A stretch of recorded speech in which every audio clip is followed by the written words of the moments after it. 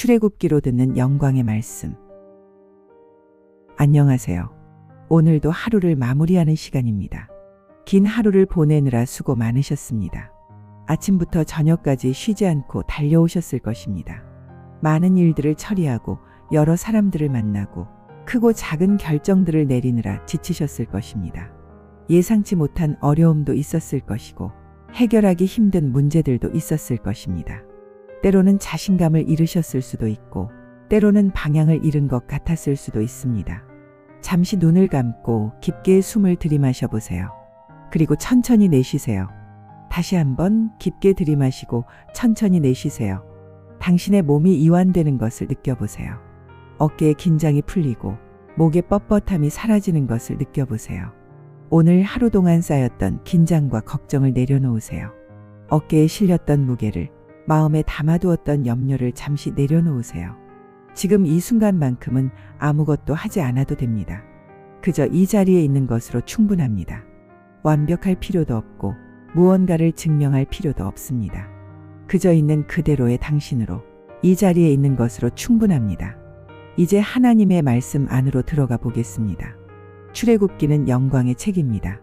하나님의 능력과 신실하심, 그리고 영광이 나타나는 책입니다. 하나님께서 당신의 이름을 선포하시고 당신의 성품을 드러내시는 이야기입니다. 오늘 밤 출애굽기의 말씀을 통해 신실하시고 영광스러우신 하나님을 만나게 될 것입니다. 편안한 자세로 말씀을 들으시면서 하나님의 음성에 귀를 기울이십시오. 하나님께서 지금 이 순간 당신에게 말씀하고 계십니다. 당신의 이름을 부르고 계십니다. 당신을 향한 영광의 말씀을 선포하고 계십니다.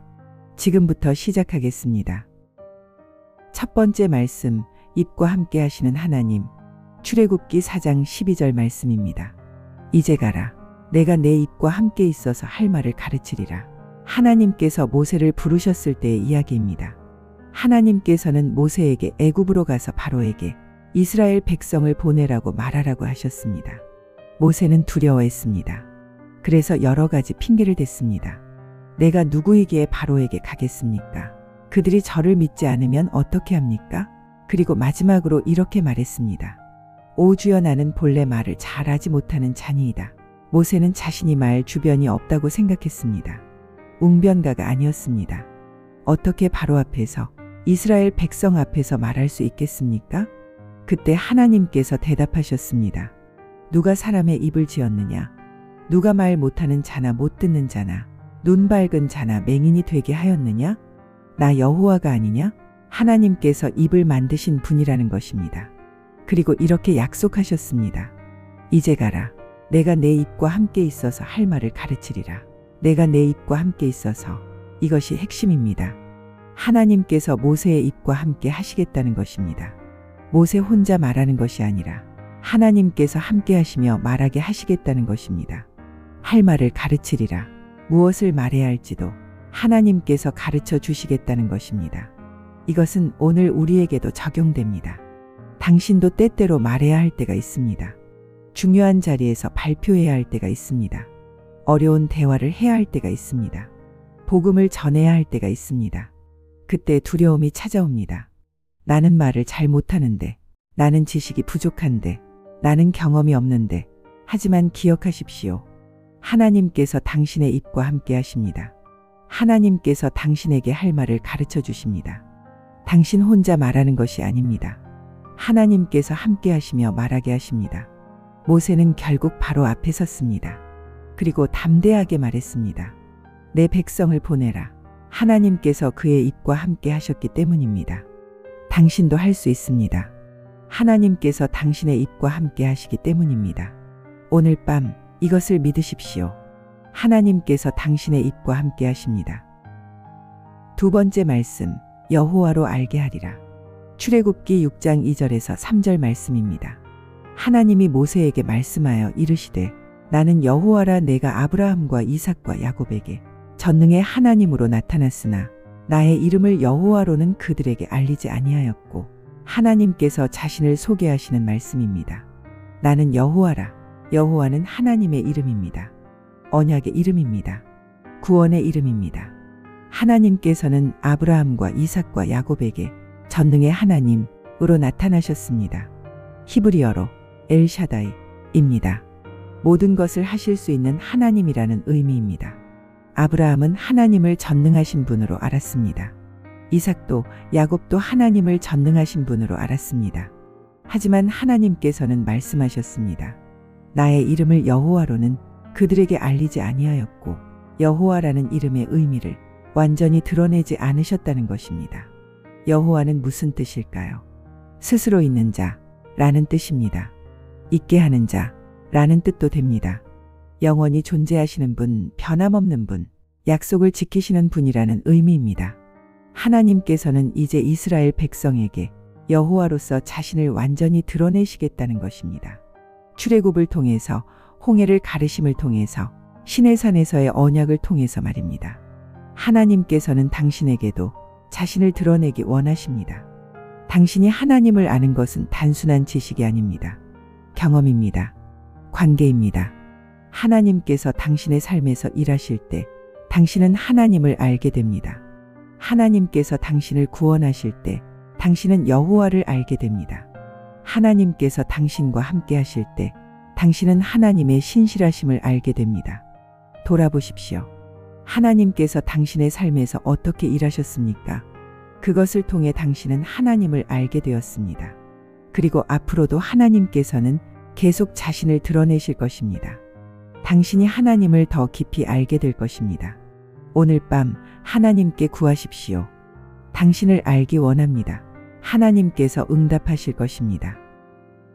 세 번째 말씀, 내 능력을 보이고. 출애굽기 9장 16절 말씀입니다.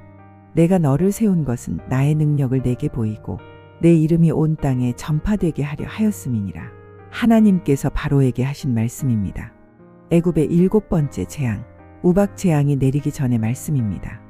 하나님께서는 바로에게 이미 여러 차례 재앙을 내리셨습니다. 물이 피로 변하고 개구리가 들끓고 이가 생기고 파리가 들끓고 가축의 돌림병이 돌고 악성 종기가 생겼습니다. 그런데 하나님께서는 바로를 즉시 멸하지 않으셨습니다. 왜일까요? 내가 너를 세운 것은 나의 능력을 내게 보이고 내 이름이 온 땅에 전파되게 하려 하였음이니라. 하나님께서는 바로를 통해 당신의 능력을 보이기 원하셨습니다. 하나님의 이름이 온 땅에 전파되기를 원하셨습니다. 하나님께서는 즉시 심판하실 수도 있으셨습니다. 한 번에 애굽을 멸하실 수도 있으셨습니다. 하지만 그렇게 하지 않으셨습니다. 10가지 재앙을 통해 점진적으로 당신의 능력을 드러내셨습니다. 그래서 모든 사람이 알게 하셨습니다. 애굽 사람들도 이스라엘 백성도 주변 나라들도 모두 알게 되었습니다. 여호와께서 참 하나님이시라는 것을 말입니다. 이것은 우리에게도 적용됩니다. 때로 우리는 궁금합니다. 왜 하나님께서는 즉시 문제를 해결하지 않으실까? 왜 시간이 걸릴까? 왜 과정이 필요할까? 하나님께서는 그 과정을 통해 당신의 능력을 보이기 원하십니다. 하나님께서는 그 과정을 통해 당신의 이름이 드러나기를 원하십니다. 우리만 아니라 다른 사람들도 하나님을 알게 하기 원하십니다. 당신의 삶에서 하나님의 능력이 드러날 것입니다. 당신의 문제가 해결될 때 사람들은 하나님을 알게 될 것입니다. 당신의 간증을 통해 하나님의 이름이 전파될 것입니다. 인내하십시오. 하나님께서 당신의 능력을 보이실 것입니다. 네 번째 말씀, 거룩함으로 영광스러운. 출애굽기 15장 11절 말씀입니다. 여호와여, 신중에 주와 같은 자가 누구니이까? 주와 같이 거룩함으로 영광스러우며 찬송할 만한 위엄이 있으며 기이한 일을 행하는 자가 누구니이까? 이스라엘 백성이 홍해를 건넌 후 부른 노래입니다. 모세와 이스라엘 자손의 찬양입니다. 그들은 하나님의 위대한 구원을 경험했습니다. 홍해가 갈라지고 그들은 마른 땅으로 건넜습니다. 애굽 군대는 물에 빠져 죽었습니다. 불가능해 보였던 상황에서 하나님께서 구원하셨습니다. 그래서 그들은 노래했습니다. 여호와여, 신중에 주와 같은 자가 누구니이까? 이것은 수사학적 질문입니다. 대답은 아무도 없다 입니다. 하나님과 같은 신은 없습니다. 하나님만이 유일한 참 하나님이십니다. 주와 같이 거룩함으로 영광스러우며 하나님께서는 거룩하십니다. 완전히 구별되신 분이십니다. 죄가 없으시고 더러움이 없으시고 흠이 없으신 분이십니다. 그 거룩함이 영광스럽습니다.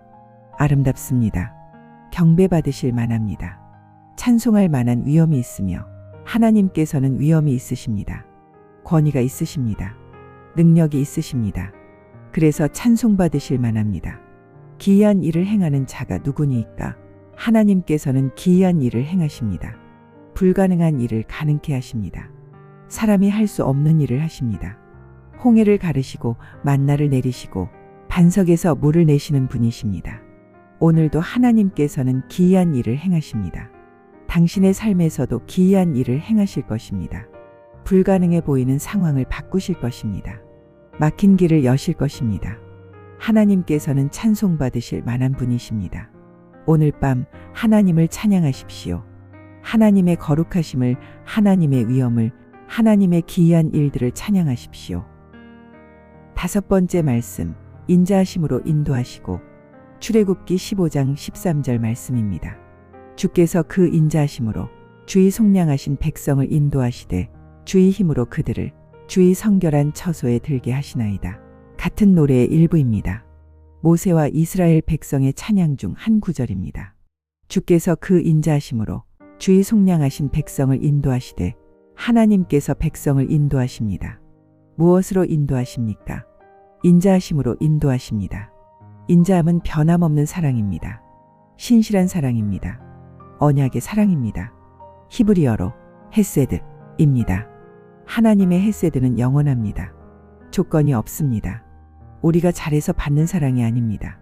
우리가 못해도 변하지 않는 사랑입니다. 하나님께서는 그 인자하심으로 백성을 인도하셨습니다. 광야에서 40년 동안 매일매일 인도하셨습니다. 그들이 순종할 때도 불평할 때도 인도하셨습니다. 그들이 감사할 때도 원망할 때도 인도하셨습니다. 주의 힘으로 그들을 주의 성결한 처소에 들게 하시나이다. 하나님께서는 단순히 애굽에서 구원하시는 것으로 끝내지 않으셨습니다. 가나안 땅으로 인도하셨습니다. 약속의 땅으로 인도하셨습니다. 하나님의 힘으로 그곳에 들어가게 하셨습니다. 이것은 우리에게도 적용됩니다. 하나님께서는 우리를 인도하십니다. 인자하심으로 인도하십니다. 우리가 완벽하지 않아도 인도하십니다. 우리가 넘어져도 다시 일으켜 인도하십니다. 그리고 하나님께서는 우리를 목적지까지 인도하실 것입니다. 하나님의 약속의 땅으로 인도하실 것입니다. 하나님의 힘으로 그곳에 들어가게 하실 것입니다. 당신은 지금 광야를 지나고 있습니까?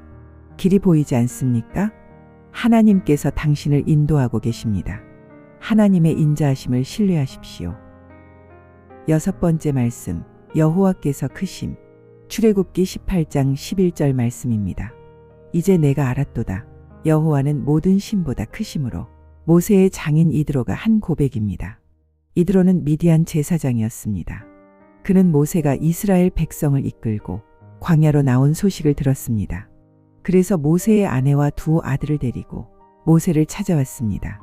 모세는 이드로에게 하나님께서 행하신 모든 일을 이야기했습니다. 애굽에서 어떻게 구원하셨는지, 홍해를 어떻게 가르셨는지, 광야에서 어떻게 인도하셨는지 말입니다. 이드로는 그 이야기를 듣고 기뻐했습니다. 그리고 이렇게 고백했습니다. 이제 내가 알았도다. 여호와는 모든 신보다 크심으로. 이제 내가 알았도다. 이드로는 이제 알았습니다. 경험을 통해 알았습니다. 증거를 통해 알았습니다. 여호와께서 참 하나님이시라는 것을 알았습니다. 여호와는 모든 신보다 크심으로. 여호와께서 모든 신보다 크십니다. 애굽의 신들보다 크십니다. 애굽에는 많은 신들이 있었습니다. 나일강의 신, 태양신, 개구리 신, 소의 신 등 수많은 신들이 있었습니다. 하지만 하나님께서는 10가지 재앙을 통해 그 모든 신들이 거짓임을 보이셨습니다. 여호와만이 참 하나님이십니다. 여호와만이 능력이 있으십니다. 이것은 오늘도 마찬가지입니다. 세상에는 많은 우상들이 있습니다. 돈, 권력, 명예, 성공, 쾌락 등 우리가 의지하는 것들이 있습니다. 하지만 그것들은 우리를 구원할 수 없습니다. 여호와만이 우리를 구원하실 수 있습니다. 당신은 무엇을 의지하고 있습니까? 여호와보다 큰 것은 없습니다. 여호와만이 당신을 구원하실 수 있습니다. 7번째 말씀, 천대까지 인자를 베푸심. 출애굽기 20장 6절 말씀입니다. 나를 사랑하고 내 계명을 지키는 자에게는 천대까지 은혜를 베푸느니라. 10계명 중 두 번째 계명의 일부입니다. 우상을 만들지 말라는 계명 뒤에 나오는 말씀입니다. 하나님께서는 말씀하셨습니다. 우상을 섬기는 자에게는 벌을 내리시되 3, 4대까지 이른다고 하셨습니다. 하지만 하나님을 사랑하고 계명을 지키는 자에게는 어떻게 하십니까? 천대까지 은혜를 베푸느니라. 천대까지입니다. 3, 4대와 천대를 비교해 보십시오. 하나님의 심판은 3, 4대까지이지만 하나님의 은혜는 천대까지입니다. 하나님의 심판보다 하나님의 은혜가 훨씬 큽니다. 하나님께서는 벌 주기를 원하지 않으십니다. 은혜 베푸기를 원하십니다. 천대까지 은혜를 베푸십니다. 당신의 자녀에게, 당신의 손자 손녀에게, 그 후손에게까지 은혜를 베푸십니다. 하나님을 사랑하고 계명을 지키는 것이 얼마나 복된 일입니까? 그것은 당신만의 축복이 아닙니다. 당신의 후손까지, 천대까지 이어지는 축복입니다. 오늘 밤 하나님을 사랑하기로 결심하십시오. 하나님의 계명을 지키기로 결심하십시오. 그것이 당신과 당신의 후손에게 천대까지 은혜가 될 것입니다.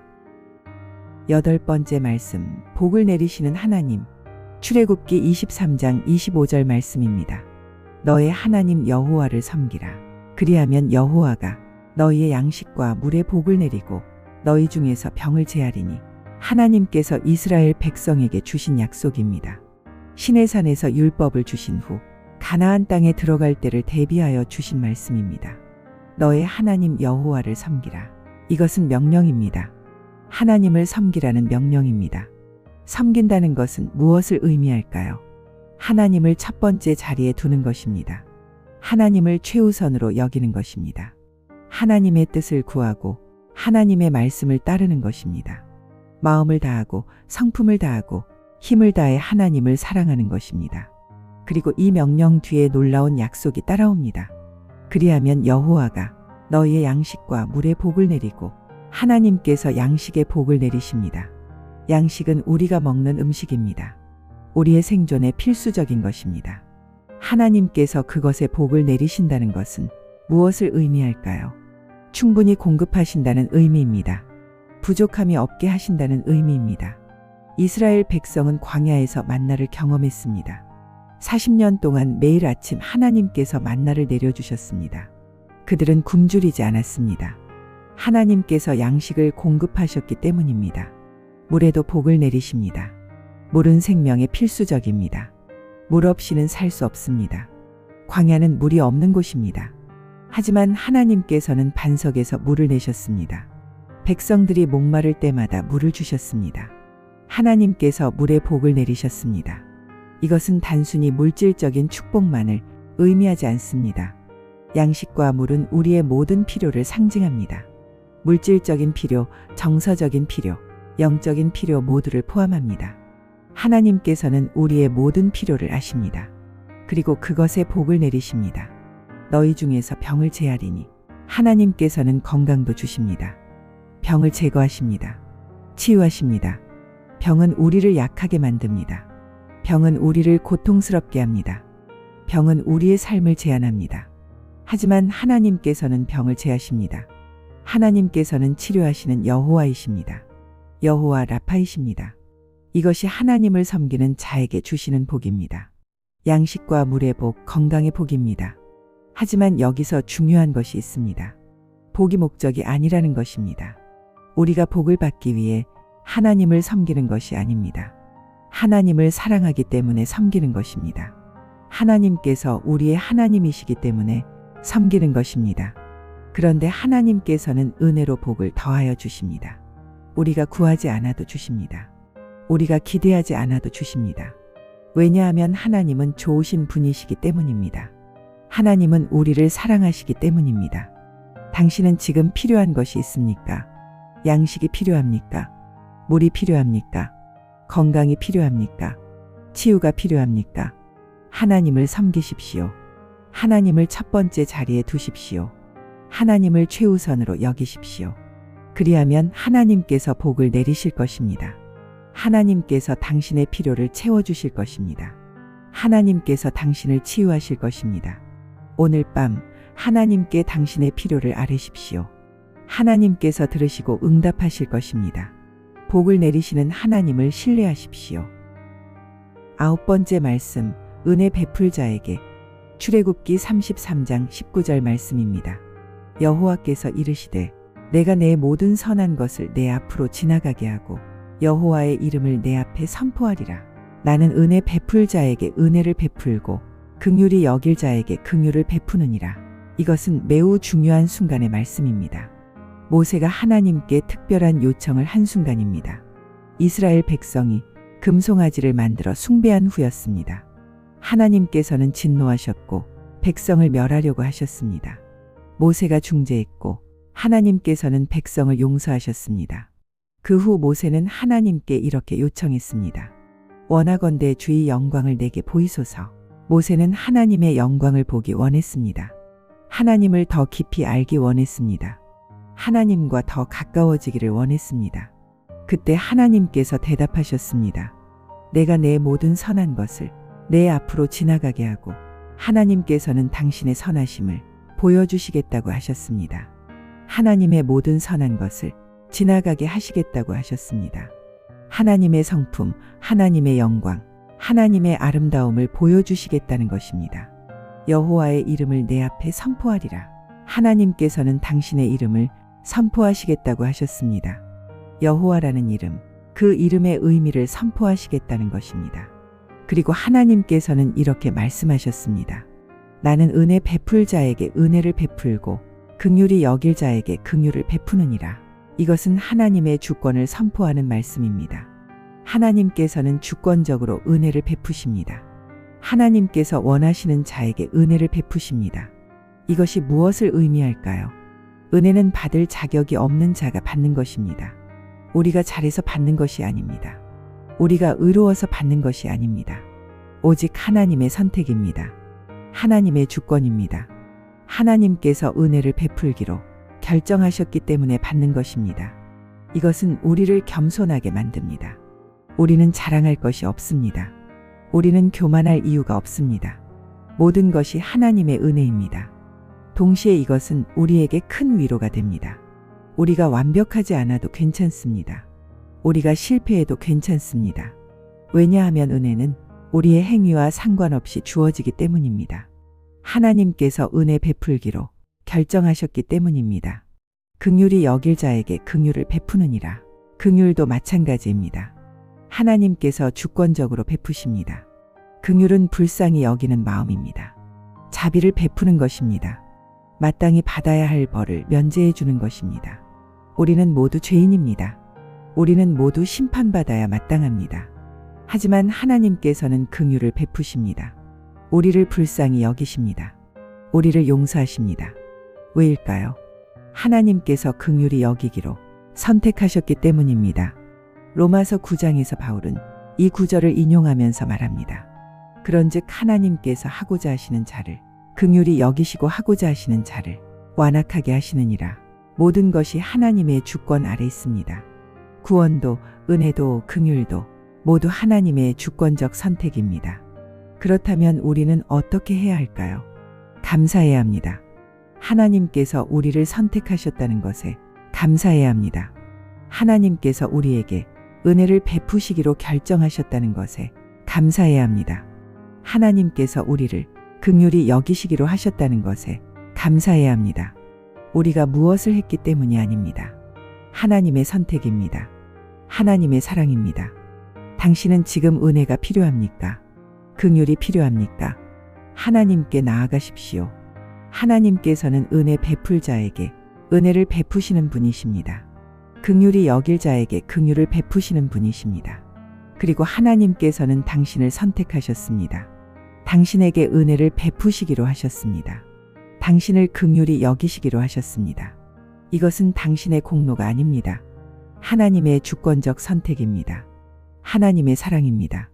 오늘 밤 이 진리 앞에 겸손히 무릎 꿇으십시오. 그리고 감사하십시오. 하나님께서 당신을 선택하시고 당신에게 은혜를 베푸시고 당신을 긍휼히 여기신다는 것에 감사하십시오. 이것이 복음입니다. 이것이 기독교의 핵심입니다. 우리의 구원은 우리의 행위에 달려 있지 않습니다. 하나님의 은혜에 달려 있습니다. 하나님께서 은혜 베풀기로 선택하셨기 때문에 우리가 구원받습니다. 하나님을 찬양하십시오. 은혜 베푸시는 하나님을 찬양하십시오. 긍휼히 여기시는 하나님을 찬양하십시오. 10번째 말씀, 영광이 성막의 충만. 출애굽기 40장 34절에서 35절 말씀입니다.